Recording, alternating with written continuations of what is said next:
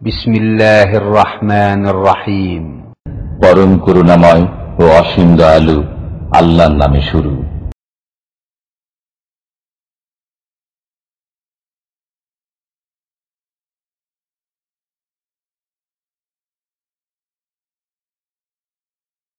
বিসমিল্লাহির রহমানির রহিম। আলহামদুলিল্লাহি রাব্বিল আলামিন ওয়াসসালাতু ওয়াসসালামু আলা সাইয়্যিদিল মুরসালিন নবিয়িনা মুহাম্মদ ওয়া আলা আলিহি ওয়া সাহবিহি আজমাইন।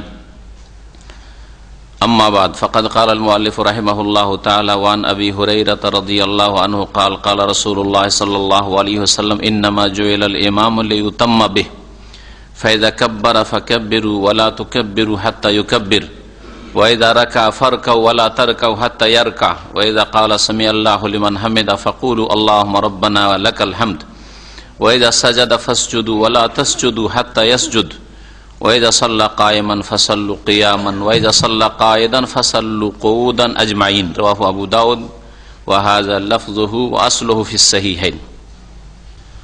আল্লাহ পাক রব্বুল আলামিনের সমস্ত প্রশংসা, সালাত এবং সালাম নাযিল হোক নবী সাল্লাল্লাহু আলাইহি সাল্লামের উপর। আমাদের বুলুগুল মারাম হাদিসের দর্শের বিষয়বস্তু সালাতের ইমামত সম্পর্কে, জামাত সম্পর্কে আলোচনা প্রায় শেষ হয়েছে। জামাতের হুকুম, ইমামত সম্পর্কে এবং ইমামের সাথে সালাত আদায় করাই হচ্ছে জামাত। সুতরাং সামনে যে হাদিসটা আছে তাতে জামাতের কথাও যেন রয়েছে আর ইমামতির কথাও রয়েছে। ইমামের অবস্থা কেমন হবে আর মুক্তাদির অবস্থা কেমন হবে, ইমামের ইত্তেবা অনুকরণ কেমন করে হবে, এই মর্মে হাদিসটার তরজমা ব্যাখ্যা করা যাক। আর তারপর ইনশাআল্লাহ তাআলা যেসব মাসলা মাসাইলের থেকে ইস্তেমবাত হচ্ছে সেগুলি নিয়ে আলোচনা করব। আবু হুরায়রা রাদিয়াল্লাহু তাআলা আনহু থেকে বর্ণিত, তিনি বলছেন ক্বালা রাসূলুল্লাহ সাল্লাল্লাহু আলাইহি ওয়াসাল্লাম, রাসূলুল্লাহ সাল্লাল্লাহু আলাইহি ওয়াসাল্লাম বলেছেন ইন্নামা জুইলাল ইমামু লিইউতাম্মা বিহি, নিঃসন্দেহে ইমাম নির্ধারিত করা হয়েছে, ইমাম নিযুক্ত করা হয়েছে মসজিদের সালাতের জন্য, লিইউতাম্মা বিহি, এই জন্য যে তার তোমরা অনুকরণ করবে, ইক্তেদা করবে। লিইউতাম্মা বিহি মানে লিইক্তাদা বিহি, ইতিমাম মানে ইক্তেদা করা। ইক্তেদাও আরবি ভাষা, ইত্তেবাও আরবি ভাষা, আর ইতিমামও আরবি ভাষা। সবগুলির অর্থ হচ্ছে অনুকরণ করা, পেছনে পেছনে চলা, কাছাকাছি থেকে পেছনে পেছনে চলা, এটা হচ্ছে অনুসরণ বা অনুকরণ করা। ফাইদা কাব্বারা ফাকাব্বিরু, ইমামের ইক্তেদা করার জন্য, ইমামের অনুসরণের জন্য ইমাম নির্ধারিত করা হয়েছে। এই কথা বলার পরে এর ব্যাখ্যা করেছেন নবী কারীম সাল্লাল্লাহু আলাইহি ওয়াসাল্লাম কিভাবে। ফাইদা কাব্বারা ফাকাব্বিরু, সুতরাং ইমাম যখন তাকবীর বলবে, আল্লাহু আকবার বলবে, তখন তোমরাও আল্লাহু আকবার বলো। যখন বলবে তখন বলো। ওয়ালা তুকাব্বিরু হাত্তা ইউকাব্বির, অতক্ষণ পর্যন্ত তোমরা তাকবীর বলবে না, আল্লাহু আকবার বলবে না, যতক্ষণ পর্যন্ত ইমাম তাকবীর না বলে। ইমামের যতক্ষণ তাকবীর না বলা হয়েছে ততক্ষণ তোমরা তাকবীর বলবে না। তাহলে এতে কি বলা হয়েছে? ইমামের সাথে সাথে বলতে হবে না ইমামের বলা হইলে বলতে হবে? ইমামের বলা শেষ হলে বলতে হবে, বেশি বিলম্ব করে আবার নাই। যেমন অনেকে ইমামের তাকবীর হয়ে গেছে, তাকবীর হওয়ার পরে ও এখন নাওয়াইতে পড়ছে। অনেক লোককে দেখা যায়। আজকে এক সম্ভবত ইন্ডিয়ান লোক আমার পাশে নামাজ পড়েছে, তাকবীর এর সাথে সম্ভবত তাকবীর হয়ে গেছে, ইমামের সানাও পড়া হয়ে গেছে, ও এখনো তাকবীর দেয়নি, তাকবীর দেয়নি। তো হয় নাওয়াইতে পড়ছে, আর না হইলে ইন্নি ওয়াজহাতু ওয়াজহিয়া পড়ছে বিদাতি তরিকায়, মানে তাকবীর তাহরিমার আগে ইন্নি ওয়াজহাতু পড়া বিদাত। আর যদি ওইটাই তাকবীরে তাহরিমার পরে পড়তো তাহলে সুন্নাত। অথবা যা কিছুই করুক সে নিয়ত পড়ছে, অথবা যাই করছে, ইক্তাদাইতু বিহাযাল ইমাম বলছে, বিলম্ব করছে এক কথায়, অথচ ইমামের তাকবীর হয়ে গেছে, এটাও জায়েজ নাই। অবস্থাগুলি সবগুলো ইনশাআল্লাহ পরে বলবো। অতক্ষণ পর্যন্ত তোমরা তাকবীর বলিও না যতক্ষণ ইমাম তাকবীর না বলে। এতে যেন এই কথা বলা হয়েছে যে ইমামের আগে তোমাদের তাকবীর না হয়ে যায়।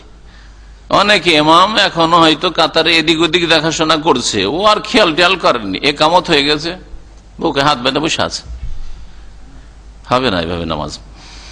ওয়াইদা রাকা ফারকাউ, আর যখন ইমাম রুকু করে তোমরাও রুকু করো। ওয়ালা তারকাউ হাত্তা ইয়ারকা, তোমরা অতক্ষণ রুকুতে যেও না যতক্ষণ পর্যন্ত ইমাম রুকুতে না যায়। ওয়াইদা ক্বালা সামিআল্লাহু লিমান হামিদা ফাকুলু আল্লাহুম্মা রাব্বানা লাকাল হামদ। আর যখন ইমাম বলবেন সামিআল্লাহু লিমান হামিদা, আল্লাহ পাক শুনলেন বা শুনছেন ওই ব্যক্তির কথা যে তার প্রশংসা করে, প্রশংসাকারীর কথা বা প্রশংসা আল্লাহ পাক শুনলেন। সানায় প্রশংসা করলেন, সূরা ফাতিহা প্রশংসা করলেন, অথবা যে কোনো সময় আল্লাহ পাকের যে কেউ প্রশংসা করে, যে প্রশংসা করে তার কথা আল্লাহ পাক শোনেন। সুতরাং কাউকে জানাবার প্রয়োজন করেন না, আল্লাহ পাকের প্রশংসা করেছেন, আল্লাহ পাক আপনাকে এর প্রতিদান দেবেন, আল্লাহ জানলেই যথেষ্ট। যখন সামিআল্লাহু লিমান হামিদা বলবেন ইমাম সাহেব, ফাকুলু তখন তোমরা বলো আল্লাহুম্মা রাব্বানা লাকাল হামদ, হে আল্লাহ, হে আমাদের প্রতিপালক, লাকাল হামদ সমস্ত প্রশংসা তোমার। ইমাম যখন কি বলবে সামিআল্লাহু লিমান, তখন তোমরা আল্লাহুম্মা রাব্বানা ওয়া লাকাল হামদ বা লাকাল হামদ, ওয়া লাকা দিও এসছে, আল্লাহুম্মা ছাড়া এসে রব্বানা ওয়া লাকাল হামদ এসছে, বিভিন্ন ভাবে এসছে, যে কোনো রকম বলা যেতে পারে। হাদিসটা এই অংশটা কিন্তু মনে রাখবেন, কারণ সামনে দ্বিমত যখন আলোচনা করব যে মুক্তাদি দুটোই বলবে না একটা বলবে, তখন এই হাদিসটা এটা দলিল হিসাবে কাজে আসবে। ওয়াইদা সাজাদা ফাসজুদু, আর যখন সেজদা করেন ইমাম সাহেব তখন তোমরা সেজদা করো। সেজদা যখন দেখলেন চলে গেল ইমাম, তখন আপনি সেজদা করেন। ওয়ালা তাসজুদু হাত্তা ইয়াসজুদ, ততক্ষণ পর্যন্ত সেজদা করিও না যতক্ষণ পর্যন্ত ইমাম সেজদা না করে। ওয়াইদা সাল্লা কায়েমান, আর যখন দাঁড়িয়ে সালাত আদায় করবেন ইমাম সাহেব, ফাসাল্লু কিয়ামান, তখন তোমরাও দাঁড়িয়ে সালাত আদায় করো। ওয়াইদা সাল্লা কায়েদান, আর যখন বসে সালাত আদায় করবে ইমাম সাহেব, কোনো শরীয়তি ওজরের কারণে দাঁড়াতে পারছেন না, ইমাম সাহেব বসে নামাজ পড়াচ্ছেন, ফাসাল্লু কুউদান আজমাউন, তখন তোমরা সকলেই বসে নামাজ পড়ো, সকলেই বসে সালাত আদায় করো। হাদিসটি ইমাম আবু দাউদ বর্ণনা করেছেন, আর এই শব্দগুলি হয়েছে ইমাম আবু দাউদের, মানে এই বাক্যগুলি এইভাবে। ও আসলহু ফিস সাহিহাইন, কিন্তু এই হাদিসের মূল বিষয়বস্তু সাহিহাইন, সহিহ বুখারী মুসলিমে রয়েছে, যাতে রয়েছে ওয়াইদা সাল্লা জালিসান ফাসাল্লু জুলুসান আজমাউন, যখন এখানে কায়দানের জায়গায় জালেসান আছে, যখন ইমাম বসে পড়বে, বসে নামাজ আদায় করবে বা নামাজ পড়াবে, তখন তোমরাও বসে সকলে নামাজ পড়ো। এর কাছাকাছি হাদিস ওটা। এই মর্মে বেশ কিছু হাদিস রয়েছে, হাদিস সহিহ, এতে কোনো সন্দেহ নেই, হাদিস সহিহ, এতে কোনো সন্দেহ নেই। এখন এই হাদিসটাই মাসলা মাসাইল অনেকগুলি রয়েছে, কিন্তু আমরা গুরুত্বপূর্ণ মাসলা মাসাইলগুলি সম্পর্কে আলোচনা করব। প্রথম বিষয় হচ্ছে ইমামের ইক্তেদা করা, অনুসরণ করা। ইমামের অনুসরণের সম্পর্কে মনে রাখবেন, ইমামের আগে বেড়ে যাওয়া হারাম কাজ, গুনাহ কাজ, আর ইমামের আগে কেউ যদি বেড়ে যায় তো নামাজ হবে না। ইন্না মুসাবাকাতাল ইমামে মুহাররামাতুন, ভাষ্যকার বলছেন যে ইমামের আগে বেড়ে যাওয়া হচ্ছে হারাম। ওয়াইদা ওয়াকাত আমদান, আর ইচ্ছাকৃত কেউ যদি ইমামের আগেই তাকবীর দিয়ে ফেলে, ইমামের আগেই রুকুতে চলে যায়, ইমামের আগেই সেজদা চলে যায়, অথবা সেজদা থেকে উঠে যায়, রুকু থেকে উঠে ইমামের আগে উঠে যাচ্ছে, আর ইমাম উঠে না, একটু লম্বা করছে, উঠে বসে আছে, এইরকম যদি করে ইচ্ছাকৃত, বাতালাত সালাত, তাহলে তার নামাজ বাতিল। এটা হলো ইমামের আগে বাড়ার কথা। ইমামের বিরোধিতা করা, একেবারে পিছনে পড়ে থেকে যাওয়া, ও ইমাম থেকে অনেক পিছিয়ে যাওয়া, ইমামের আগে বাড়ার মতোই জায়েজ নাই, গুনার কাজ, সেটা বিরোধিতা, অনুসরণ নয়।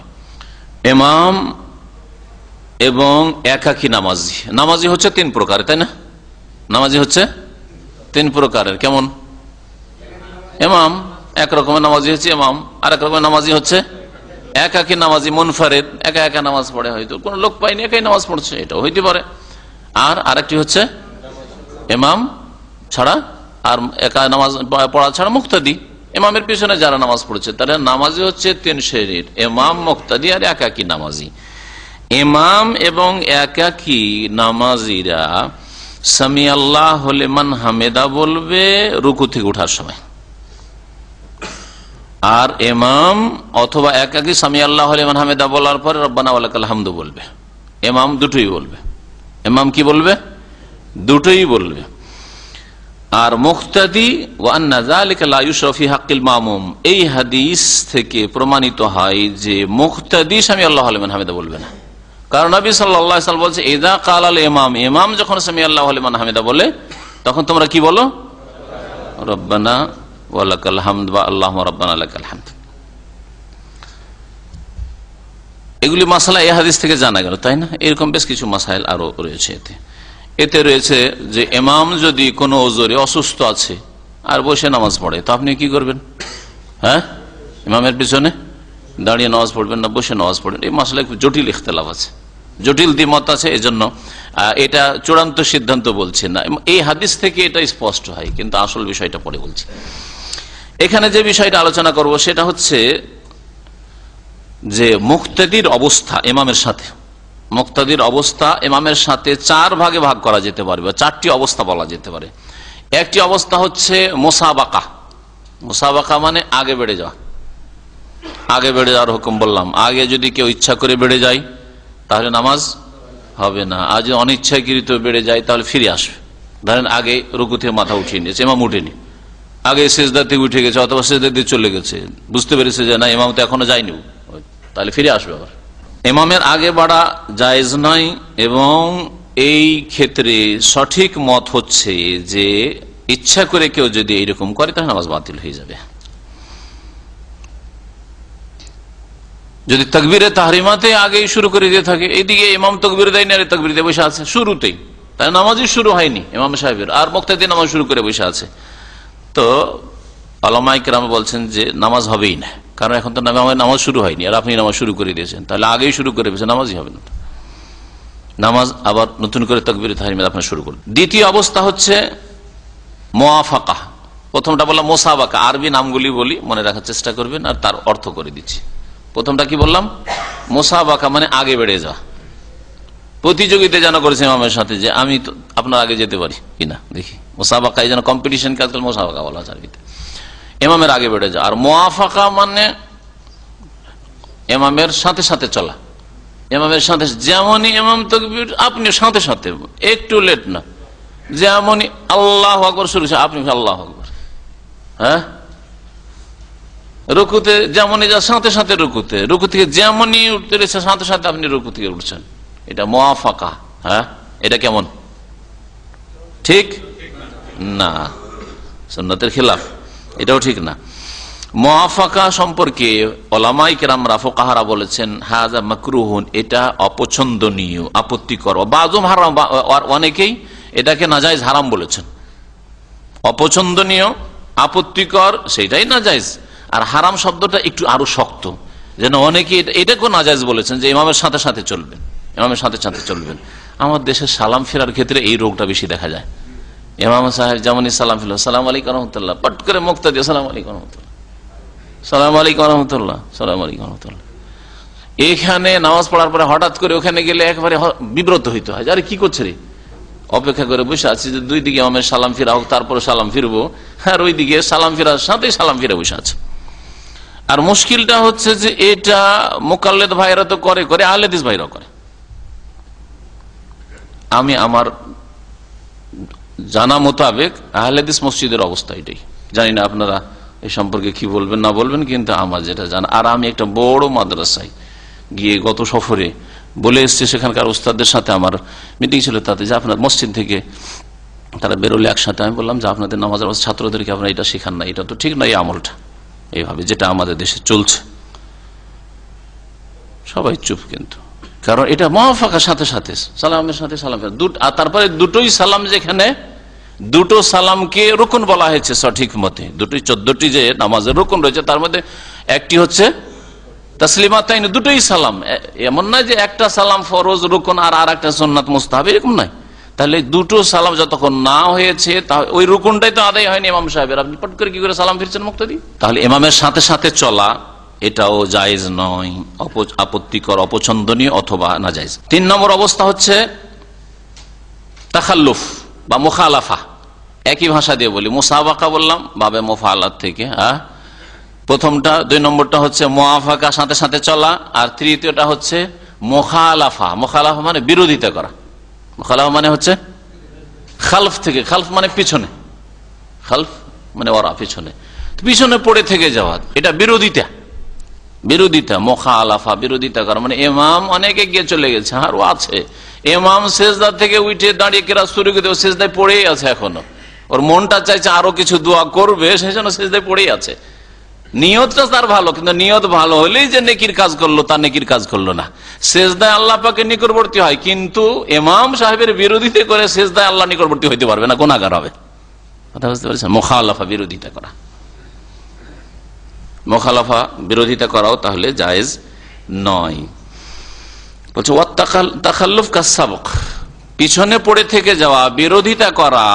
ইমাম চলে গেছে এগিয়ে আর আপনি পিছনে পড়েই আছেন, এখন এটাও আগে বাড়ার মতোই হারাম নাজায়েজ কাজ। হুকুম হাকামের দিক থেকে ইচ্ছা করে যদি বিরোধিতা করে যে ইমাম যাবে যাক, দাঁড়িয়ে যাক, সূরা কেরাত শুরু করে, এদিকে আমি সেজদা একটু লম্বা করে করব, হ্যাঁ, ইমাম রুকুতে যাবে যাক, আমি সূরা পড়ব, হ্যাঁ, বা আরো দাঁড়িয়ে থাকবে একটু, ইমাম উঠে যায় কিন্তু আমি রুকুতে থাকবো, যদি এরকম ইচ্ছা করে কেউ করে, বুঝতে পারছে যে ইমাম এগিয়ে চলে গেছে, তারপরে বিরোধিতা করে, তাহলে নামাজ বাতিল হয়ে যাবে সহি মতে।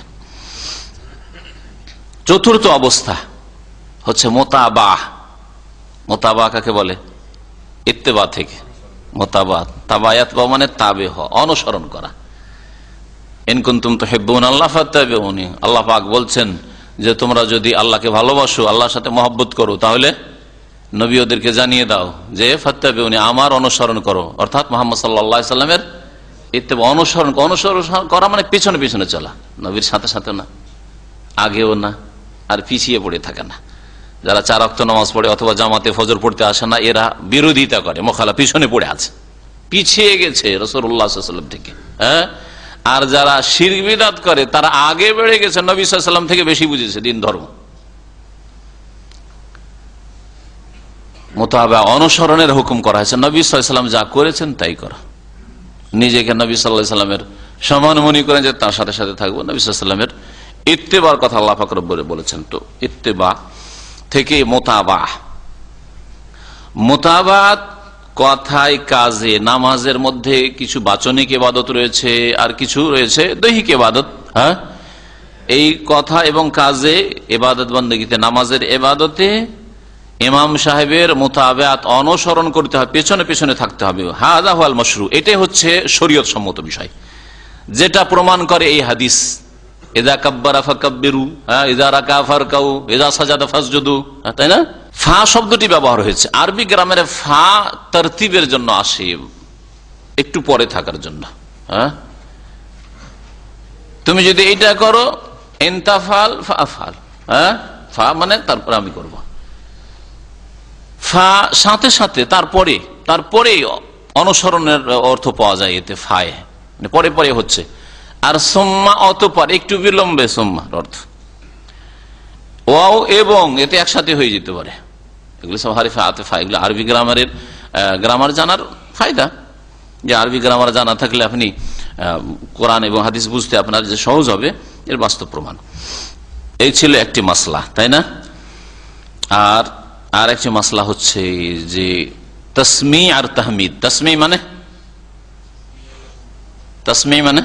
তাসমি কাকে বলে বুঝেন না? তাসবিহ বলিনি, তাসমি।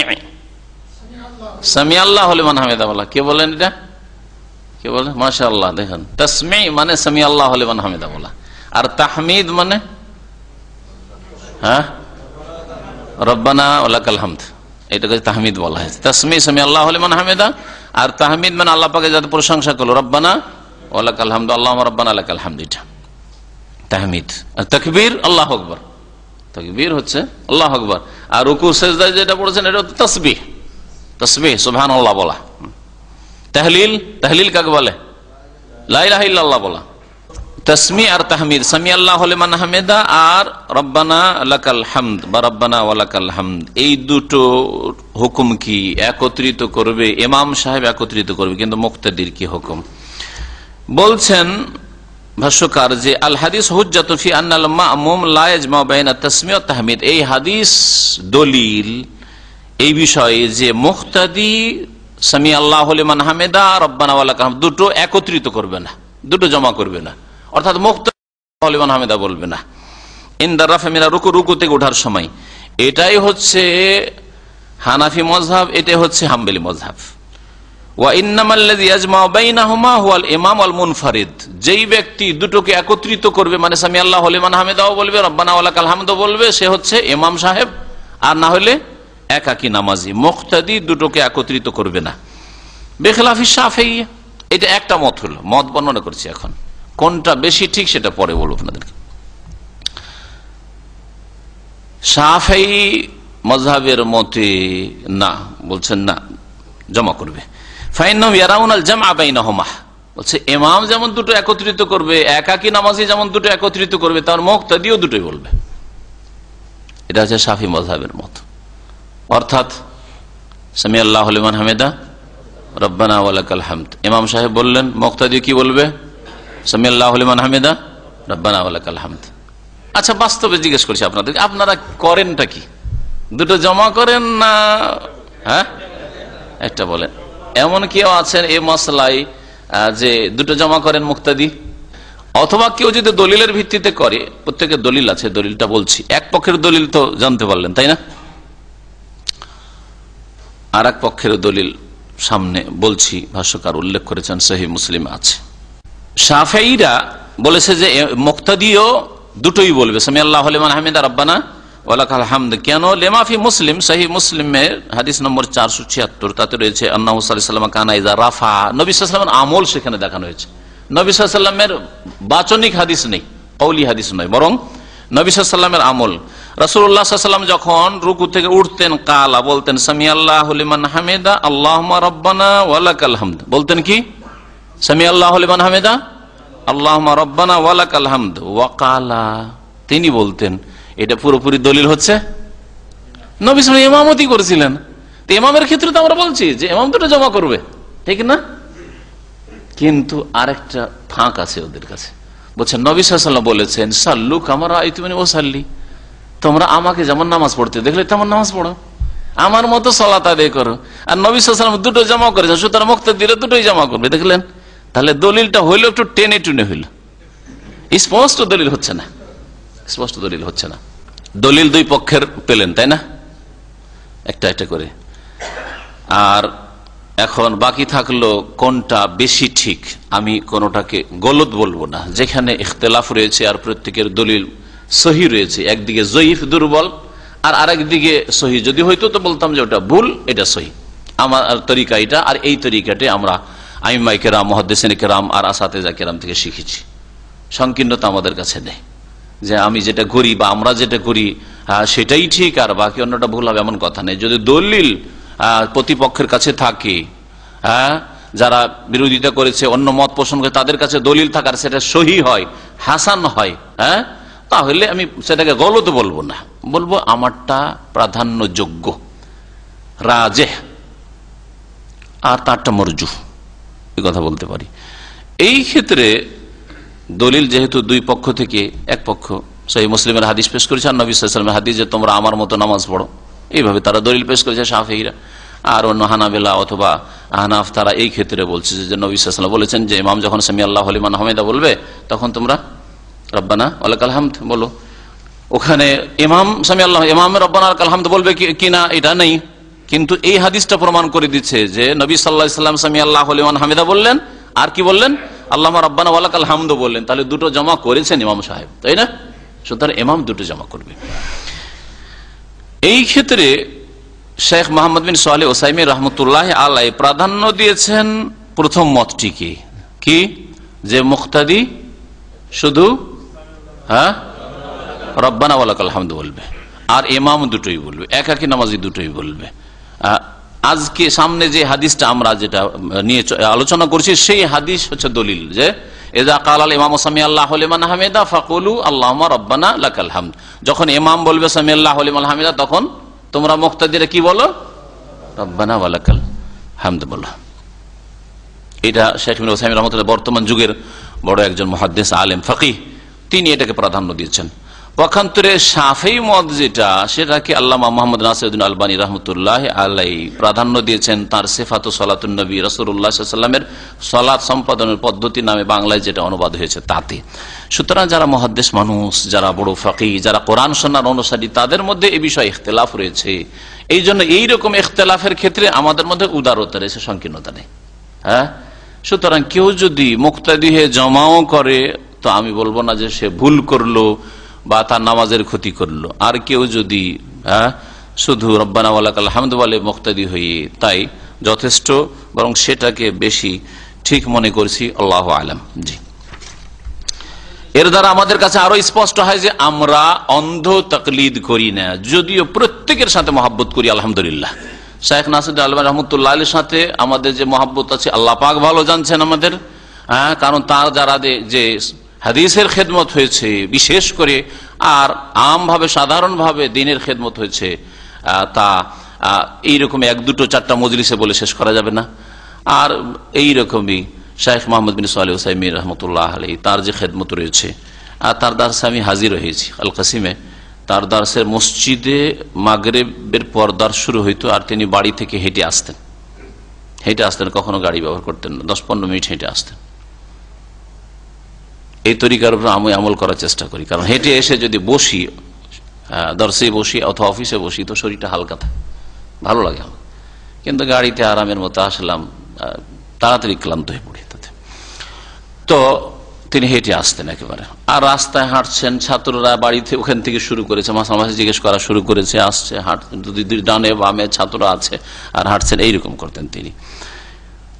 দার্সে হাজির হয়েছি, তার দার্সে 400 থেকে 500 ছাত্র থাকতো প্রতিদিন। এটা প্রতিদিন মাগরিব থেকে শুরু হইতো, এশা আর এশা পরে হইতো কয়েকটা দার্স, তাফসীর, হাদিস, ফিকহ, এই দার্সগুলি হইতো রহমতুল্লাহ আলাইহি। তারা সকলে কোরআন সুন্নাহর অনুসারী ছিলেন, আর যারা কোরআন সুন্নাহর অনুসারী, কোরআন সুন্নাহর খাদেম, উলামায়ে কেরাম, তাদের সকলের সাথে আমাদের মহব্বত ভালোবাসা আছে, কিন্তু অন্ধ তাকলিদ নেই, অন্ধ অনুসরণ আমাদের কাছে নেই, যে অন্ধভাবে কোন একজনকে ধরে নেব, এটা হেদায়েতের পথ নয়। বরং আমরা দলিলকে প্রাধান্য দেওয়ার চেষ্টা করব, আর সকলের শ্রদ্ধা আমাদের অন্তরে আছে। ইমাম আবু হানিফা, শাফি, মালিক, আহমদ, সকল আইম্মায়ে কেরাম, মুহাদ্দিসিন, সকলের শ্রদ্ধা ইহতেরাম আছে, কিন্তু আমাদের কাছে অন্ধ অনুকরণ নেই, তাকলিদ নেই, আর তাদের নাম ভেঙে এক উম্মতকে ভাগ বন্টন করা নেই, এক উম্মতকে এক উম্মত করতে চাই আমরা। ইমাম ইবনে আব্দুল বার রাহমাতুল্লাহ আলাইহি বলছেন, লা আ'লামু খিলাফান, আমি এই বিষয়ে কোন দ্বিমত জানি না, যে ফি আন্নাল মুনফারিদ ইয়াকুল, একাকী নামাজি বলবে সামি আল্লাহু লিমান হামিদা রব্বানা ওয়া লাকাল হামদ, দুটোই বলবে।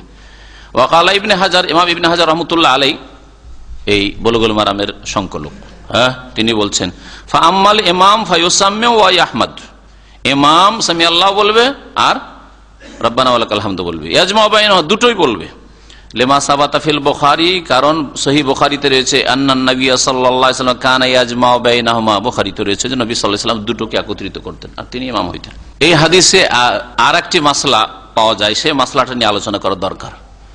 সেটা হচ্ছে ইন্নামা জুইলাল ইমাম লিইউতাম্মা বিহি, ইমাম এই জন্য নিযুক্ত করা হয়েছে, ইমামকে এই জন্য ইমাম বানানো হয়েছে তোমাদের, আর তোমরা মুক্তাদি, যে তার কি করবে, অনুসরণ করবে। তো অনুসরণ কোন ক্ষেত্রে? সমস্ত ক্ষেত্রে। বাহ্যিক যেগুলি আমল আছে সেগুলির ক্ষেত্রে তো ঠিক আছে, যে হরকত, নড়া চড়া, দাঁড়ানো, তাকবীর দেওয়া, তারপরে রুকুতে যাওয়া, রুকু থেকে উঠা, সিজদা, বৈঠক, সালাম, এগুলো হচ্ছে বাহ্যিক আমল, জাহিরি আমল, ঠিক না? এই ক্ষেত্রে তো আমরা একমত। কিন্তু ইমামের অনুসরণ কি সানা তেলাওয়াত করতে, সানা পাঠে করতে হবে, সূরা তেলাওয়াত করতে হবে, তাসবিহ পাঠে করতে হবে, যে ইমাম সাহেবের বেশি তেলাওয়াত যেন না হয়ে যায়, ইমাম সাহেবের সানার আগে আমার সানা যেন শেষ না হয়ে যায়, এরকম কি? ইমামের আত্তাহিয়াত আর দুরুদের আগে আমার আত্তাহিয়াত দুরুদ যেন শেষ না হয়ে যায়, ইমাম 5 বার তাসবিহ পড়লেন, আমার 7 বার যেন না হয়ে যায়, এগুলো কি? এগুলো হচ্ছে আভ্যন্তরীণ বিষয়। আমি এই বিষয়টা এই জন্য এইভাবে বলছি, যাতে আপনাদের ব্রেনে ভালো করে ঢুকে, যে জাহিরি বাহ্যিক আমলগুলিতে ইমামের ইক্তেদা হচ্ছে ফরজ, অনুসরণ করা ফরজ, আর ভিতরের যেগুলি আমল রয়েছে তার মধ্যে একটি হচ্ছে নিয়ত। নিয়তটা ভিতরের আমল, অন্তরের আমল। এই ক্ষেত্রে ইমাম আর মুক্তাদির নিয়ত একই হইতে হবে, এটা জরুরি না। কেন এই মাসলা বলছি? একটা ভূমিকা স্বরূপ এর থেকে মাসলা বেরোবে। তখন ইমামের নিয়ত হচ্ছে মাগরিবের, ইমামের নিয়ত হচ্ছে মাগরিবের, আর আপনার নিয়ত হচ্ছে এশার। ইমাম 3 রাকাতে সালাম ফিরিয়ে দিল, আপনি আর 1 রাকাত পড়ে এশা পড়তে পারবেন না? পারবেন না। না, ইমাম মাগরিব পড়ছে, সুতরাং আপনার এশা হবে না, এরকম ফতোয়া দেবেন? নিয়ত ভিতরের ব্যাপার। এই ক্ষেত্রে ইক্তেদা, অনুসরণ ফরজ না, যে ইমামের যেহেতু মাগরিব নিয়ত, আমারও মাগরিব হইতে হবে, জরুরি। ইমাম যেহেতু আসর পড়ছে, আমারও আসরের নিয়ত হইতে হবে, জোহর আমার বাকি আছে না, ইমাম আসর পড়ছে আমি জোহর পড়ছি, অসুবিধা নেই। নিয়ত ভিতরের ব্যাপার, ভিতরের বিষয়গুলিতে ইক্তেদা অনুসরণ নেই। না হলে আত্মাহাত আপনি আগে পড়ে শেষ করতে পারবেন না, দরুদ আগে পড়ে শেষ করতে পারবেন না, তসবিহ তার চাইতে বেশি করতে পারবেন, এরকম নয়। আসলে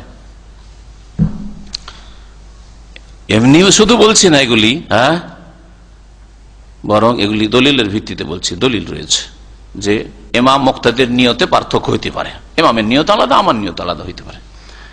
এটা তো বললাম যে নামাজের রক্ত নিয়ে, যে মাগরিবের পিছনে এশা, জোহরের পিছনে আসর বা আসরের পিছনে জোহর ইত্যাদি, এরকম। হ্যাঁ, নামাজের হুকুমের ক্ষেত্রে নিয়তে পার্থক্য, একজন ফরজ নামাজ পড়ছে আর একজন নফল নামাজ পড়ছে, ইমাম ফরজ পড়ছে আর মুক্তাদি নফল পড়ছে, অথবা এর বিপরীত ইমাম নফল পড়ছে, সুন্নত পড়ছে আর মুক্তাদি ফরজ পড়ছে, নিয়তের পার্থক্য।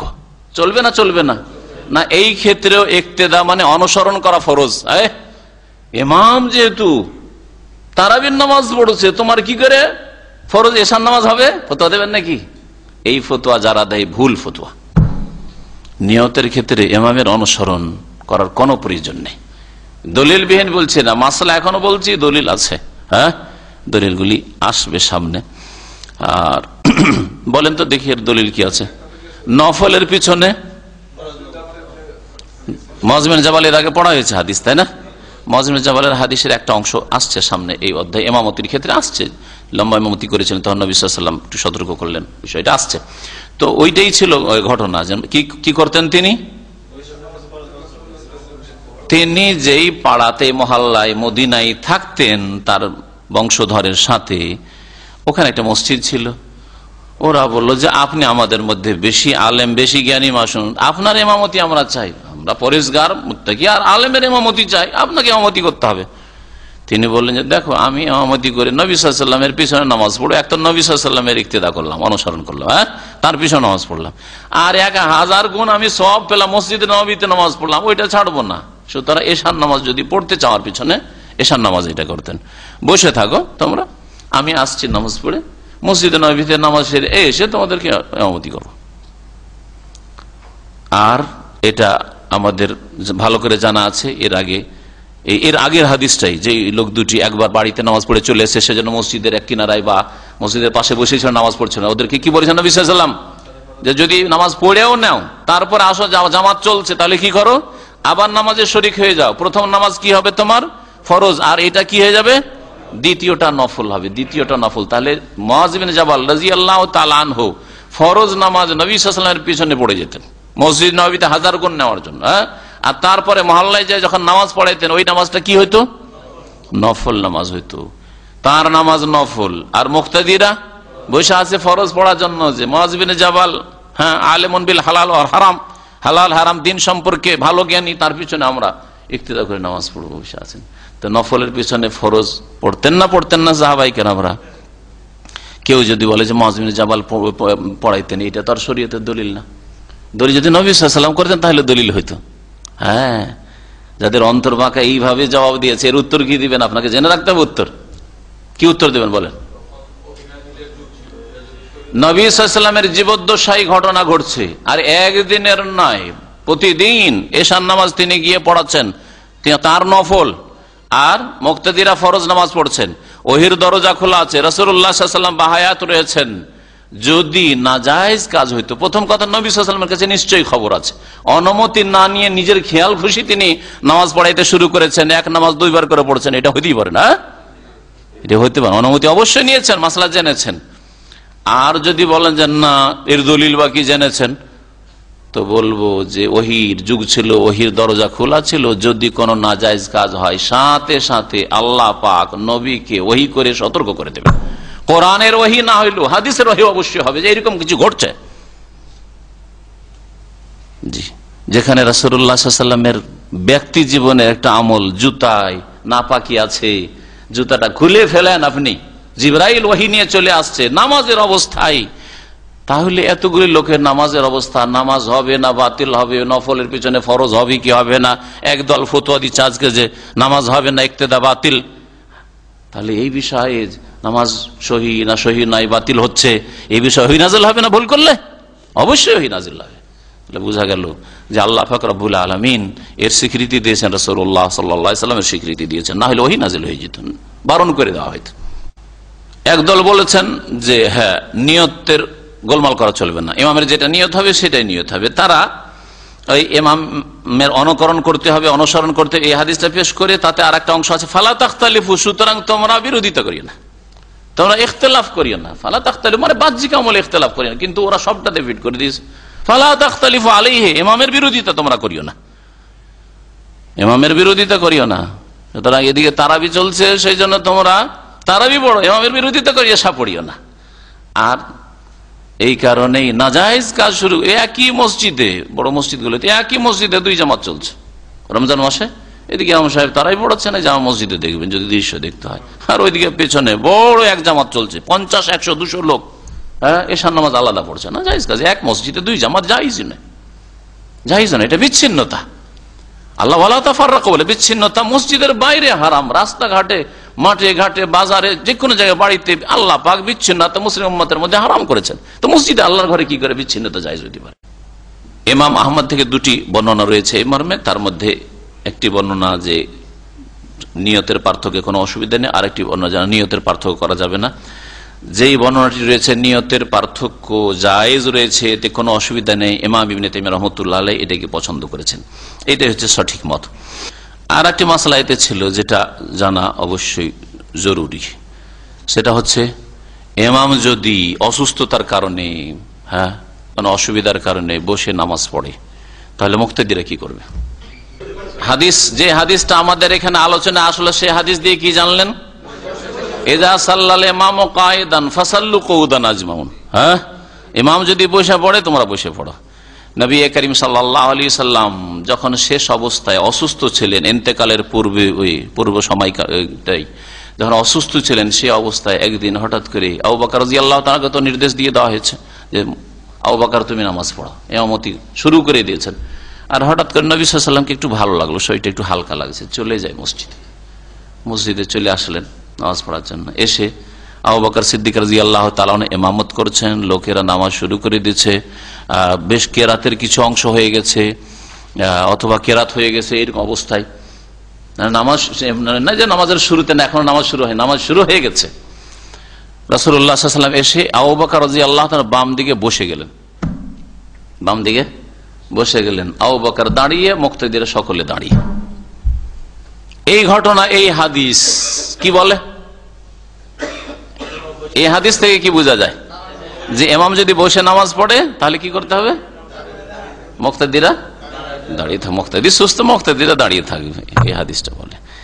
একদল এইভাবে দুই হাদিসের সমন্বয় করেছেন যে ওটা আগের হুকুম ছিল, ইযা সাল্লাল ইমামু জালিসান ফাসাল্লু জুলুসান, ইমাম যদি বসে পড়ে তোমরা বসে নামাজ পড়ো। আর এই ঘটনা যেহেতু নবী সাল্লাল্লাহু আলাইহি ওয়াসাল্লামের শেষ জামানার একেবারে, হ্যাঁ, যখন নবী সাল্লাল্লাহু আলাইহি ওয়াসাল্লাম মৃত্যুশয্যায় অসুস্থ শেষ অবস্থায়, সেই সময়ের ঘটনা, সেজন্য এটা হচ্ছে নাসিখ রহিতকারী ঘটনা। একদল বলেছেন, তারা বলছেন যে না, আপনি সুস্থ, আপনার বসে নামাজ হবে না। কিন্তু আরেক দল বলছে যে না, নবী সাল্লাল্লাহু আলাইহি ওয়াসাল্লামের এটা হচ্ছে আমল আর ওটা হচ্ছে বচন, সুতরাং নাসিখ মানসুখ না। উম্মতের জন্য যদি নবী সাল্লাল্লাহু আলাইহি ওয়াসাল্লামের বচন আর কর্মে বাহ্যিক কি থাকে, দ্বন্দ্ব থাকে, তাহলে কোনটা প্রযোজ্য উম্মতের ক্ষেত্রে, কোনটা আমলযোগ্য? নবী সাল্লাল্লাহু আলাইহি ওয়াসাল্লামের বচন, কারণ নবী সাল্লাল্লাহু আলাইহি ওয়াসাল্লাম হুকুম, তোমাদের ইমাম যদি বসে নামাজ পড়ে তোমরা বসে নামাজ পড়ি। এটা অনেকে বলেছেন। ইমাম যদি ইমামের রাতেব হয়, ইমামের রাতেব মানে বুঝেন, আরবরা বলে ইমাম রাতেব, যে নির্ধারিত ইমাম, যে 5 ওয়াক্তের ইমাম।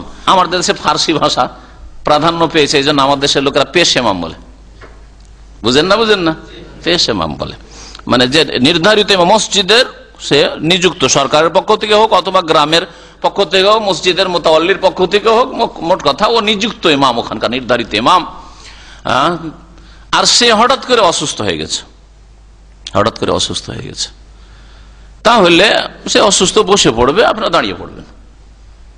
কিন্তু ইমাম অসুস্থ নয়, একজনকে ইমামতি করতে বলছেন যে অসুস্থ মানুষ, মানে ইমাম নিযুক্ত ইমাম নয়, অসুস্থ, কিন্তু নির্ধারিত ইমাম নয়, সে হঠাৎ করে বলছেন যে আপনি ইমামতি করেন, তো বলছে আমি তো অসুস্থ, বুঝলেন, ইমামতি করেন আপনি বসে, না এটা করতে বলবেন না, ওলামা কেরাম বলছেন না এরকম করবেন, তাহলে এমন ব্যক্তিকে ইমামতি করতে বলেন যে ব্যক্তি সুস্থ আর দাঁড়িয়ে নামাজ পড়াইতে পারবে।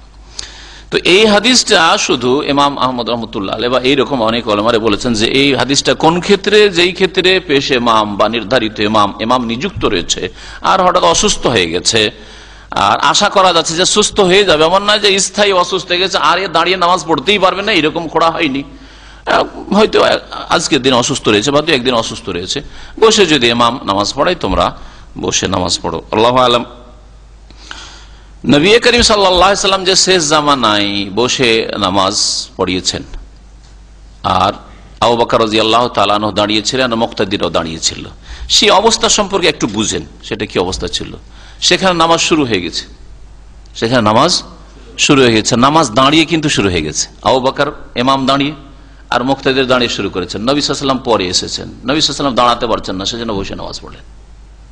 শুরু থেকে এরকমটা ছিল না। এখানে যে এই নামাজটা নবী সাল্লাল্লাহু আলাইহি ওয়াসাল্লামের শেষ জামানায় হয়েছিল এইভাবে, এতে ইমাম কে ছিলেন? একদল বলছে আবু বকর ইমাম ছিলেন, কিন্তু কথা ভুল। আবু বকর রাদিয়াল্লাহু ইমাম ছিলেন, ইমাম প্রথম থেকে ছিলেন, কিন্তু যখন নবী সাল্লাল্লাহু আলাইহি ওয়াসাল্লাম চলে আসেন, ইমামে আজম চলে আসলেন, আর আমাদের ইমামে আজম মুহাম্মদ রাসূলুল্লাহ সাল্লাল্লাহু আলাইহি ওয়াসাল্লাম, ইমামে আজম যখন চলে আসবেন তখন অন্যের ইমামতি বাতিল, তখন তিনি সরে গেলেন।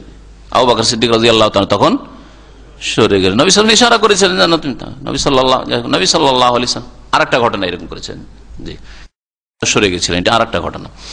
তো ওই ঘটনা তো নবী সাল্লাল্লাহু আলাইহি ওয়াসাল্লাম নামাজ শুরু হওয়ার পরে এসেছিলেন বাইরে কোথাও গিয়ে, আর আবু বকর রাদিয়াল্লাহু তাআলা ইমামতি শুরু করে দিয়েছেন, পিছনে সরে গেছিলেন।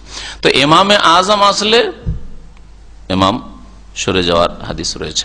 তো তারপরে আবু বকর আর ইমাম থাকলেন না, রাসূলুল্লাহ সাল্লাল্লাহু আলাইহি ওয়াসাল্লাম ইমাম হয়ে গেলেন। আবু বকর রাদিয়াল্লাহু তাআলা আনহুর তাহলে ভূমিকা কি ছিল এখানে? তিনি কি ছিলেন? মুক্তাদি, আর তার সাথে সাথে মুকাব্বির। এইটাই তাকবীরের দলিল। যদি মুসল্লি সংখ্যা বেশি থাকে আর আওয়াজ হয়তো স্পষ্ট পৌঁছিবে না, তাহলে একাধিক মানুষ তাকবীর দিতে পারে। হ্যাঁ, দূরে যেসব লোকদের কাছে ইমামের আওয়াজ, ইমামের তাকবীর পৌঁছিবে না, হ্যাঁ, হরকতের, রুকু, সেজদার ইত্যাদি উঠা বসা নামাজের মধ্যে, তাদের জন্য মুকাব্বির হতে পারেন, অথবা নির্ধারিত করা যেতে পারে যে তোমরা তাকবীর দাও। আবু বকর রাদিয়াল্লাহু তাআলা এখানে মুকাব্বির ছিলেন। কোনটা? রাসূলুল্লাহ সাল্লাল্লাহু আলাইহি ওয়াসাল্লামের সাথে কোনটা? বসে নামাজ পড়া না, বসে নামাজ পড়া খাস না। তবে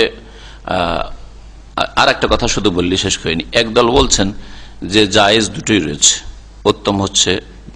উত্তম হচ্ছে ইমাম যখন বসে নামাজ পড়াচ্ছে আর এক দু ওয়াক্ত হয়তো তারপরে সুস্থ হয়ে যাবে, তাহলে বসেই নামাজ পড়ে, এটা উত্তম। কিন্তু দাঁড়িয়ে নামাজ পড়া জায়েজ রয়েছে, কারণ নবী সাল্লাল্লাহু আলাইহি ওয়াসাল্লাম পড়িয়েছেন। আর আরেক দল বলছে যে না, ওইটা হচ্ছে আমল, সুতরাং আমাদের জন্য বচনটাই হচ্ছে আমলযোগ্য, আর আমরা যদি ইমাম বসে নামাজ পড়ে তা আমরা বসে নামাজ পড়ো। তবে এটাই সহি, বেশি সহি বলছি।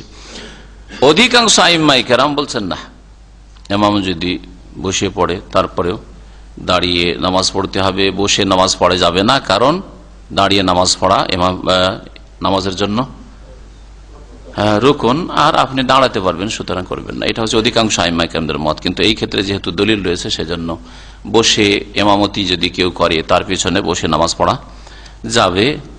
আল্লাহু আ'লাম। সাল্লাল্লাহু নবিয়ানা মুহাম্মদ ওয়া আলা আলিহি ওয়া সাহবিহি। ইমামে আজম আসলে সরা যায়। ইমাম আজম হচ্ছে খলিফাতুল মুসলিমিন, আর আজকাল ওই রকম মুসলিম খলিফা নাই। হ্যাঁ, ইমামে আজম মানে আপনার ওস্তাদ শেখ নাই, বোঝা গেছে? ইমাম আজম মানে আপনার মুফতি আর কোন শাইখুল হাদিস নাই। ইমাম আজম মানে খলিফা। রাসূলুল্লাহ সাল্লাল্লাহু আলাইহি ওয়াসাল্লাম ইমামুল মুসলিমিন ছিলেন। হ্যাঁ, মসজিদের ইমাম, সবকিছুরই ইমাম।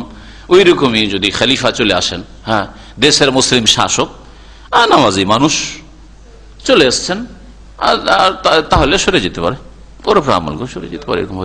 কিন্তু এই অর্থে করবেন যে দেশের শাসক, সেজন্য তার কাছে ইমামাতে উজমা, বৃহৎ নেতৃত্ব রয়েছে, হ্যাঁ, বড় নেতৃত্ব রয়েছে, এই অর্থে। আর মসজিদের ইমামের কাছে ছোট নেতৃত্ব রয়েছে। মসজিদে যতক্ষণ 5 মিনিট 7 মিনিট নামাজ পড়ে, ততক্ষণ তো আপনাদের ইমাম, তারপরে ইমামের কথা শুনছেন, ইমামের ওপরই আপনারা তখন মালিকানা চালাচ্ছেন। ইমামে আজম আবু হানিফা রাহমাতুল্লাহ, সকল ইমাম আজম, এইরকম অর্থে যদি বলেন তো ইমাম বুখারী ইমাম আজম হাদিসের ক্ষেত্রে, বুঝা গেছে? হাদিসের ক্ষেত্রে ইমাম আহমদ বিন হাম্বল ইমাম আজম, 30,000 হাদিস তার কিতাব মুসনাদ আহমদ। বুঝা গেছে। ফিকহের ক্ষেত্রে যেমন প্রশংসা করা হয়েছে ইমাম হানিফা রাহমাতুল্লাহ আলাইহি, যদি বলেন যে ফিকহের ক্ষেত্রে তার পাণ্ডিত্য ছিল আলহামদুলিল্লাহ, তো সেই জন্য বলতে পারেন। কিন্তু এইভাবে ইমাম আজম নামটা দিয়েছে কারা? যারা অন্ধমুকাল্লিদ তারাই দিয়েছে। আর যদি হানাফিরা ইমাম আজম বলে ইমাম আবু হানিফাকে, তো শাফিঈরা ইমাম শাফিঈকে ইমাম আজম বলবে। আর বলছেও মালিক ইমাম মালিক ইমাম আজম, ইমাম দারুল হিজরা মদিনার ইমাম তিনি। আর বলছে ইমাম মালিক সম্পর্কে ভবিষ্যৎবাণী রাসূলুল্লাহ সাল্লাল্লাহু আলাইহি ওয়াসাল্লাম রয়েছে যে এলেম একবারে ফিরে চলে আসবে মদিনায়, আর সারা দুনিয়া থেকে লোক ছুটে আসবে মদিনায় শিক্ষা অর্জনের জন্য। এটা বাস্তবায়ন হয়েছে ইমাম মালিকের যুগে। কোথায়? স্পেন থেকে তার ছাত্র পড়াশোনার জন্য আসতো, আলজাজাইর থেকে, তুনিসিয়া থেকে, মরক্কো থেকে তার কাছে পড়াশোনার জন্য আসতো, আর এইদিকে আজারবাইজান, উজবেকিস্তান থেকে তার কাছে ছাত্র পড়াশোনার জন্য আসতো। এইরকম ওস্তাদ কোথাও পাবেন না আজকের যুগে। তিনি তো এই দিক থেকে তো ইমাম মালিক ইমাম আজম। বুঝা গেছে। ইমাম আহমদ বিন হাম্বল 4 ইমামের তো সবচেয়ে বেশি হাদিসের পাণ্ডিত্য রাখতেন, জ্ঞান রাখতেন, 6 লক্ষ হাদিস তার মুখস্থ, তাহলে তিনি ইমাম আজম। বুঝা গেছে। ইমাম বুখারী রাহমাতুল্লাহ আলাইহি আমিরুল মুমিনিন ফিল হাদিস, তিনি হাদিসের ইমাম আজম। তো এইরকম ও যদি বলেন এই সব অর্থে, তাহলে অনেক আমাদের ইমাম আজম রয়েছে। বুঝা গেছে। আর না হলে একক ইমাম আজম মুহাম্মদ রাসূলুল্লাহ সাল্লাল্লাহু আলাইহি ওয়াসাল্লাম, যার সব কথাই নিতে হবে, যার কথায় কোনো ভুল নাই, যে নিজের পক্ষ থেকে কোনো কথা বলেননি, যার কথা অনুসরণ করা প্রত্যেক মানুষের জন্য ফরজ। আর যে কোনো ইমাম সাহেবের কথা দলিল ভিত্তিক হইলে মানতে হবে, কারণ দলিল মানা ফরজ এই জন্য। আর ইমামের কথা বলে মানা ফরজ না। দলিল ভিত্তিক হইলে ইমাম আবু হানিফার কথা নেওয়া ফরজ, কারণ দলিল নিলেন আপনি, দলিল মোতাবেক চলেন। আর দলিল ভিত্তিক হলে ইমাম শাফির কথা নেওয়া ফরজ, দলিল ভিত্তিক হলে ইমাম আবু মালিক আহমদ সকলের কথা নেওয়া ফরজ। মানে একা নামাজ শুরু করেছে কেউ, একা নামাজ শুরু করেছে, বা দুইজন শুরু করেছে, আপনার প্রশ্ন। 2 জন নামাজ শুরু করলে ডান দিকে মুক্তাদি দাঁড়াবে। বুঝা গেছে। আর তারপরে যখন 3 জন হয়ে যাবে, পাশাপাশি এভাবে দাঁড়ানো জায়েজ নয় পুরুষদের ক্ষেত্রে। মহিলাদের ক্ষেত্রে ঠিক আছে, পুরুষদের ক্ষেত্রে ইমাম একা দাঁড়াবে। ইমামের নড়াচড়ার চাইতে মুক্তাদির নড়াচড়াটা শ্রেয়। ইমাম আগে না বেড়ে, তবে যদি সামনে জায়গা থাকে, পিছনে হয়তো জায়গা নেই, এরকম পরিস্থিতি, তাহলে ইমাম সামনে এগিয়ে যাবে। কিন্তু যদি দেখা যায় যে পিছনে জায়গা আছে, তাহলে ইমাম নড়াচড়া করবেন, ইমাম আপন জায়গায় থাকবে, ডান দিকে যে লোকটি ছিল তাকে ইশারা করবেন, পিছনে চলে আসবে, 2 জন পিছনে হয়ে যাবেন। এটাই সুন্নাতসম্মত কাজ। মানে ইমাম রব্বানা ওয়া লাকাল হামদ বলে না, এটা আপনার প্রশ্ন। ঠিক, ভালো কথা একটা বলেছেন। আমি আসলে ইখতিলাফ কিছু বলছি, আবার মাঝে মাঝে চিন্তা করছি যে এত দ্বিমতগুলি আপনাদের সামনে, মানুষের সামনে, সাধারণ মানুষের সামনে পেশ করে আরো গোলমাল না হয়ে যায়। বলছে না, হানাফি মতে ওরা ভাগ করে নিয়েছে। হানাফি মযহাব হচ্ছে যে ইমাম শুধু সামি আল্লাহু হামিদা, ও রব্বানা লাকাল হামদ বলবে না, আর মুক্তাদি রব্বানা লাকাল হামদ। হানাফি মযহাবে ইমাম রব্বানা লাকাল হামদ বলবেই না, কিন্তু এটা ঠিক নয়। দলিল পেলেন যে নবী সাল্লাল্লাহু আলাইহি ওয়াসাল্লাম কি বলতেন? সহিহ মুসলিমে আছে, সামি আল্লাহু লিমান হামিদা রব্বানা ওয়া লাকাল হামদ বলতেন। তাহলে এটা হাদিস খণ্ডন করে এই মতটি। সেজন্য বলতে চাইনি, কিন্তু প্রশ্ন করলেন সেজন্য বললাম। যাই হোক, জানা হইল। আর ওদের আমল সম্পর্কে জানা হলো। ওরা এই জন্য বলে যে তারা মযহাবের অন্ধ তাকলিদ করে, আর আমরা হাদিস ফলো করি। আর হাদিসে আছে যে নবী সাল্লাল্লাহু আলাইহি ওয়াসাল্লাম ইমামতি করেছেন, আর সামি আল্লাহু লিমান হামিদাও বলেছেন, আর রব্বানা ওয়া লাকাল হামদ বলেছেন। সুতরাং ইমাম দুটোই জমা করবে। আপনি আপনার নামাজের নিয়ত করবেন, যেটা আপনার আগের নামাজ। এইরকম না যে তরতিবের খেলাফ করবেন। তরতিবের খেলাফ করা অনেক আইম্মায়ে কেরাম বলে এইভাবে নামাজই হয় না। কারণ আল্লাহ যেই সিরিয়ালে ফরজ করেছেন সেই সিরিয়ালে আপনাকে নামাজ আদায় করতে। মাগরিব আগে ফরজের আগে এশা আদায় করবেন, এটা চলবে না। একেবারে নিরুপায় অবস্থায়, বিশেষ কোন অবস্থায় কিছু ওলামারা ফতোয়া দিয়েছেন জায়েজের। তো এই জন্য আপনি মাগরিবের নিয়ত করবেন। বোঝা গেছে। এখন সে ইমাম ওখানকার যদি ধরেন এশা পড়ায়, তাই এশা হয়তো মুকিম ইমাম যদি হয়, বিশেষ করে মুসাফির ইমাম হলে তো সমস্যা নাই, 2 রাকাত পড়ে সালাম ফিরে দিবে, আর 1 রাকাত আপনি পড়ে দেবেন, ঠিক না? এটা সহজ ব্যাপার। কিন্তু মুকিম ইমাম 4-এ উঠে গেল, আপনি পেরেশানিতে পড়ে গেলেন যে আমার তো 3-এ থামতে হইতো, কি করবেন এখন? এই ক্ষেত্রে ওলামারা বলেছেন যে আপনি 3 পড়ে বসে যান। 4-এ উঠে গেলে ইমাম সাহেব 3 পড়ে বসে যান। বসে যাওয়ার পরে অপেক্ষা করেন যতক্ষণ পর্যন্ত সালাম না ফিরছে। যখন ইমাম বসলো বৈঠকে, সালাম ফিরলে ইমামের সাথে সালাম ফিরেন, এটা সবচাইতে ভালো। এটা সলাতুল খৌফ, ভয়ের নামাজের উপর কিয়াস করা হয়েছে। সালাতুল খৌফে নবী সাল্লাল্লাহু আলাইহি ওয়াসাল্লাম একদলকে নামাজ পড়িয়ে দিতেন কিছু অংশ, তারপরে তারা বসে থাকতো, সালাম ফিরতো না, হ্যাঁ, বা দাঁড়িয়ে থাকতো, হ্যাঁ, এর দুশমনের সামনে দাঁড়িয়ে থাকতো, আর এক দলকে 2 রাকাত নামাজ পড়িয়ে তারা 2 দলকে নিয়ে একসাথে সালাম ফিরতেন। 2 রাকাত নামাজ পড়ে একটা দল বসে থাকতো শত্রুর সামনে, যে কোন রকম কিছু হলে প্রস্তুত হয়ে থাকি, হ্যাঁ, আর এক দলকে নামাজ পড়াইতেন। এটার উপরে এই মাসলাকে কিয়াস করা হয়েছে, কথা বুঝতে পেরেছেন? তো যাই হোক, যেটা বলছিলাম যে আপনি বসে যাবেন যদি এইরকম পরিস্থিতি হয়, আর যদি দেখা গেল যেন মাগরিবি হচ্ছে 3 রাকাত পড়লো তো সাথে সালাম ফিরলেন। জি, কিছু লোককে দেখি আমি এখানে, অনেক আরবদেরকে দেখি পেট্রোল পাম্পগুলিতে, ও 3 রাকাত যেমন পড়া হইলো, ইমাম উঠে গেল যখন 4 রাকাত, ও সালাম ফিরে টান দিয়ে চলে গেল। এটা ঠিক মনে হয় না, যদিও আল্লাহু আলাম। আপনার তো শেষ বৈঠকে যে কোনো দোয়া করা যায়, তো দোয়ার তো সুযোগ, এটা দোয়ার ক্ষেত্র, বরং এটা দোয়ার জায়গা। নামাজের মধ্যে 2টো জায়গা হচ্ছে দোয়ার জায়গা, একটা হচ্ছে সেজদায় দোয়া কবুল হয়, আর একটা হচ্ছে তাহিয়াত আর দুরুদ ইব্রাহিমি পড়ার পরে যে কোনো দোয়া করতে পারে। ওয়ালা তাখাইয়ার মিনাল মাসআলাতি আজাবাহু ইলাইহি, যে কোনো মাসআলা আল্লাহর কাছে যাচ্ছা, যেটা তার পছন্দ লাগে সে করবে, নবী সাল্লাল্লাহু আলাইহি ওয়াসাল্লাম বলেছেন। হুজুর না বলে নবী সাল্লাল্লাহু আলাইহি ওয়াসাল্লাম বলেন। না, আমরা অনেক কিছু সংশোধন করছি, তখন এটাও সংশোধন। হুজুর মানে যে হাজির, হ্যাঁ, এই জন্য আরবরা আরবিতে যদি বক্তব্য আমি করি তো আপনাদেরকে বলে আইয়ুহাল হুজুর, হ্যাঁ, আইয়ুহাল হাফলুল করিম, হ্যাঁ, আইয়ুহাল ইখওয়াল মুসলিমুন, আইয়ুহাল হুজুর, উপস্থিতি, সম্মানিত উপস্থিতি, এই অর্থে হচ্ছে আল হুজুরুল কেরাম, সম্মানিত উপস্থিতি, এটা হচ্ছে ওর তর্জমা। আর নবী সাল্লাল্লাহু আলাইহি ওয়াসাল্লাম হাজির নন, বরং এটাতে বেরেলভী আকীদা প্রকাশ পাচ্ছে যে নবী হাজির নাজির, হ্যাঁ, মিলাদে হাজির, নবী জলসায় হাজির, ওয়াজ মাহফিলে হাজির। সেই জন্য কিয়াম করে এখন দাঁড়িয়ে যাও, একটা চেয়ার খালি রাখে তো, যে নবী এসে বসবেন, হ্যাঁ, জিন্দা নবী। জি, আল্লাহ পাক হিদায়াত করে। না, দাঁড়িয়ে, তিনি দাঁড়িয়ে শুরু করেছেন, দাঁড়িয়ে থাকলেন। আর মুক্তাদিরও দাঁড়িয়ে শুরু করেছে, দাঁড়িয়ে, যেহেতু দাঁড়িয়ে নামাজ শুরু হয়ে গেছে সেজন্য দাঁড়িয়ে থেকেছেন তারা। জি, আর শুরু থেকে যদি শুরু হয় অসুস্থ ইমামের সাথে, তাহলে বসে ইমাম পড়লে বসে পড়বেন শুরু থেকে। আর এখানে যেহেতু নামাজ শুরু হয়ে গেছিল, আবার যদি বসতে বলা ডিস্টার্ব হবে, সেজন্য যেভাবে শুরু হয়েছে সেভাবে চলেছে। এটাও একটি সমন্বয় এই 2টি হাদিসের মধ্যে। ও মাইক ব্যবহার করেন না, আল্লাহ হিদায়াত করে। মাইক ব্যবহার করলে বিদাত হয়ে গেল, আর চিল্লা বেদাত হইল না। হ্যাঁ, 6 লতিফার জিকির বেদাত হইল না। বলেন 6 লতিফার জিকির কোথায় আছে? এটা তো খালেস ইবাদত জিকির। আরে মাইক তো ইবাদত না, মাইক হচ্ছে ওয়াসাইল। এ বোতলে পানি খায় আর গ্লাসে পানি খায়, হ্যাঁ, আর নলকূপে মুখ লাগিয়ে খায়, পানি খাওয়া, বাস, তাই না? বোতল আছে বলে বোতল খাচ্ছে, বোতলে খেলে বেশি সওয়াব হবে নাকি? এটা তো ইবাদত নয়। তো এরকম মাইক ব্যবহার করাটা ইবাদত নয়, এটা হচ্ছে ওসিলা, মাধ্যম। মাধ্যমের ক্ষেত্রে বিদাত হয় না। আর জিকির তো খালেস ইবাদত, একেবারে নিখুঁত ইবাদত। জিকির আবার 6 লতিফার কি করে জিকির হইলো? এইভাবে আর ওইভাবে, এই করতে হবে। কোথা থেকে পেলেন এটা? তো এত বড় বড় বিদাত সব জায়েজ হয়ে গেল, আর শুধু ওই মাইকের বিদাত করা যাবে না, ই কোন গুমরাহি। আর লোকের স্রোত শুরু হয়ে গেল, জোহরের নামাজ নেই, যেটা আল্লাহ ফরজ করেছেন ওয়াক্তে, আর আউয়াল ওয়াক্তে নামাজ পড়া সবচাইতে উত্তম। আর এই লোকগুলি কয় ঘন্টা লাগবে ভিড় থেকে পার হইতে? আপনি বলছিলেন 3 থেকে 5 ঘন্টা ভিড় পার হইতে, ভিড়ে ফেসেছিলেন, ওই জন্য বলছেন উনি। হ্যাঁ, তাহলে চিন্তা করেন এই লোকগুলি জোহর পড়বে কোথায়? বিদাতি মোনাজাতের জন্য মরিয়া, আর জোহরের ফরজ গেল কোথায়? যেটা ঈমান আর কুফরের মাঝে পার্থক্য করি, বলেন দেখি, এটা কোন ইজতেমা? নামাজের জন্য আসে না। হ্যাঁ, হ্যাঁ, সুবহানাল্লাহ, সুবহানাল্লাহ। আল্লাহ পাক এই দোয়া শুনবেন কি? এই দোয়া শুনবেন কি যে এই দোয়াকারীদের ফরজই গায়েব, ফরজের খোঁজ খবর নেই? লা হাওলা ওয়ালা কুওয়াতা ইল্লা বিল্লাহ। আল্লাহ পাক যেন অন্তর খুলে দেন, বুঝার তৌফিক দান করেন।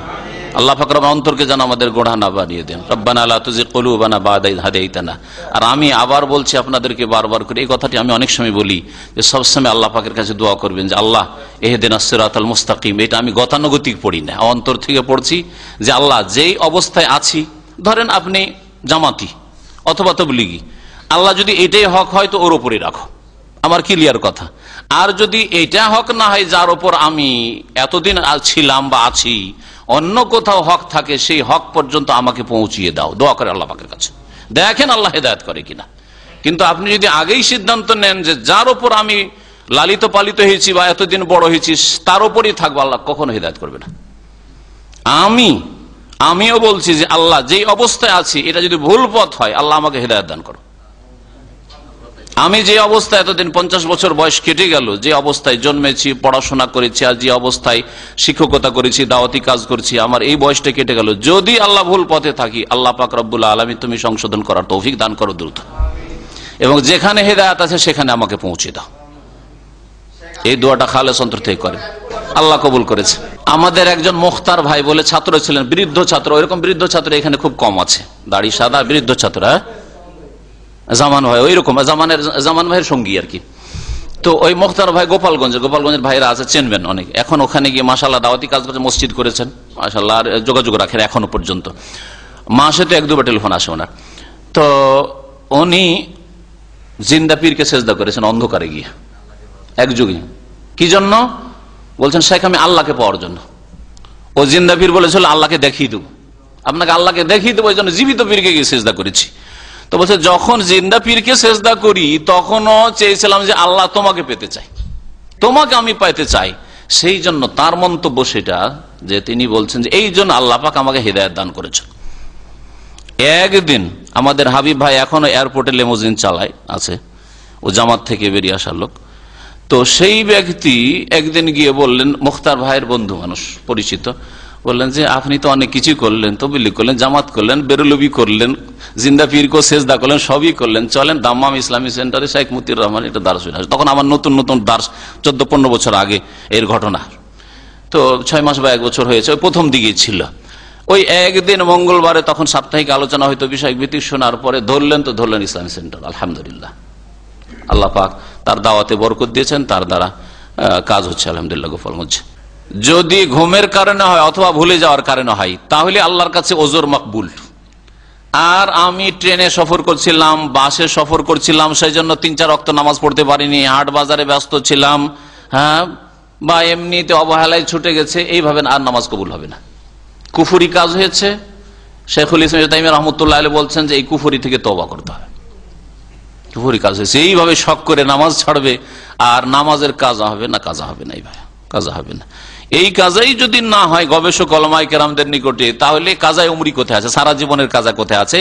যে 14-15 বছর বয়সে আমার ফরজ হয়েছে নামাজ, আর এখন 40-এ শুরু করলাম, সুতরাং 15 বছর বা 20 বছর চালাই, এখন মানে ডবল নামাজ, কাজায় উমরি এটাকে বলে। এটা বিদআত, গুমরাহি। নেকি তো হবে না, গুমরাহি হবে। কাজে ব্যস্ততা ওজর নয়, আল্লাহ পাকের কাছে তওবা করেন। কুফরি কাজ হয়েছে, আল্লাহ পাক যেন কুফরি থেকে উদ্ধার করেন, আর আল্লাহ শুকরিয়া আদায় করেন। যদি এখন নামাজ 5 ওয়াক্ত হেফাজত করতে লেগেছেন, ভালো করে হেফাজত করেন, যেখানে থাকেন নামাজ পড়তে হবে। যুদ্ধের মাঠে নবী সাল্লাল্লাহু আলাইহি ওয়াসাল্লাম নামাজ একটু বিলম্ব করেননি, ওয়াক্তে জামাত করে নামাজ পড়িয়েছেন। সালাতুল খৌফ, ভয়ের নামাজ যুদ্ধের ময়দানে। আপনি প্লেনে সফরের বাহানায়, বাসে সফরের বাহানায়, ট্রেনে সফরের বাহানায় আপনি নামাজ কাজা করবেন, নামাজ পড়বেন, যাতে দেখুক যে হ্যাঁ আলহামদুলিল্লাহ আমরা নামাজ পড়ি না, আর এই লোক এত কষ্টের ট্রেনে বাসে এখানেই নামাজ পড়ে। তাহলে আল্লাহর বান্দা এরকম ভালো মানুষ আছে, আজকেও আছে।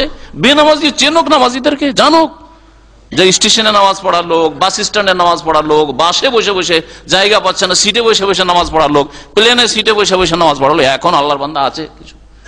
আমাদের তাহলে সংশোধন করা উচিত, আপনাদের কাছ থেকে শিখবে কিছু, যে আমরা আরামসে বসে থাকছি, মসজিদের পাশে বসবাস করি আর নামাজ পড়ি না, আর এই লোক প্লেনে সফর করে নামাজ পড়ছে। রে বাবা, শিখুক, হেদায়েত পাক এই বেনামাজিগুলো। আপনাদেরকে দেখি, চিন্তা করেন ভারতের মতো দেশে যেখানে 50 ঘন্টা 60 ঘন্টা ট্রেনে সফর করে অনেকে, যদি আসাম থেকে শুরু করে আর বোম্বাই পর্যন্ত, বা আপনার ত্রিবান্দ্রম, কেরালা আর মাদ্রাজ পর্যন্ত, তাহলে 3 দিন 4 দিনের সফরই থাকে, 48 ঘন্টার সফর থাকে। এইরকম সফরে এটা দাড়িওয়ালা মানুষ, আর পাশে হিন্দুরা দেখছে, বেনামাজি ফাসেকগুলি মুসলমান দেখছে যে এই লোক তো দাড়ি নিয়ে নামাজ পড়তে দেখি না, তো কি ভাববে? তাহলে আর নামাজ পড়বে জিন্দেগি তো বেনামাজিগুলো। কিন্তু যদি দেখে যে মাশাআল্লাহ যখনই নামাজের টাইম হচ্ছে একজন মুসলিম নামাজ পড়ছে, দাড়ি থাক আর নাই থাক, সে দাড়ি না ঘাটতি, কিন্তু নামাজ আছে, ইসলাম আছে, তার নামাজ আছে মানে তার ইসলাম আছে, যদি প্রমাণ করে দেয় নামাজ পড়ে, হিন্দুও বুঝবে যে না আছে এই লোক নামাজ পড়ে, এত কষ্ট করে নামাজ পড়ে। যারা ফাসেক মুসলমান, বেনামাজি মুসলমান, তারাও দেখবে যে আমরা বাড়িতে নামাজ পড়ি না, কত পাপী, আর এই কষ্ট করে ট্রেনেও নামাজ পড়ে, স্টেশনে একটু গাড়ি থামলে আমরা দুনিয়াদারি করি, কেনাকাটা করি, চট করে নামাজ পড়ে। চিন্তা করেন আপনি কত কি শিখবে, এটা তো হবেই। আর আপনি আল্লাহ পাকের ফরজ আপনি আদায় করলেন, যা দিয়ে আপনি দুনিয়া আখেরাতে শান্তি পাবেন। আর নামাজ এইভাবে ছাড়লে আল্লাহ পাক নামাজ কবুল করবেন না। এইভাবে নামাজ ছাড়া জায়েজ নয়, বরং কুফরি কাজ। এক ভাইয়ের আম্মা অসুস্থ রয়েছেন, দোয়া চেয়েছেন আল্লাহ পাক যেন শেফা দান করেন, আমাদের সকলকে শেফা দান করেন, সুস্থ রাখেন, আল্লাহ পাক হেফাজত করেন সকলের। আর যেসব ভাই বোনেরা ইন্তেকাল করেছে, আপনারা অনেকে দুপুরে ছিলেন না, আমাদের এক পুরাতন ভাই ইন্তেকাল করেছেন, আব্দুল খালেক ভাই। আব্দুল খালেক যে ফিলিপাইনি বলতাম যে ভাইকে, উনি ইন্তেকাল করেছেন রহমতুল্লাহ আলাইহি, আল্লাহ পাক রহম করুন, আল্লাহ জান্নাতবাসী করুন। সাল্লাল্লাহু আলা নবিয়িনা মুহাম্মদ ওয়া আলা আলিহি ওয়া সাহবিহি আজমাইন। টাইম অনেক হয়ে গেছে।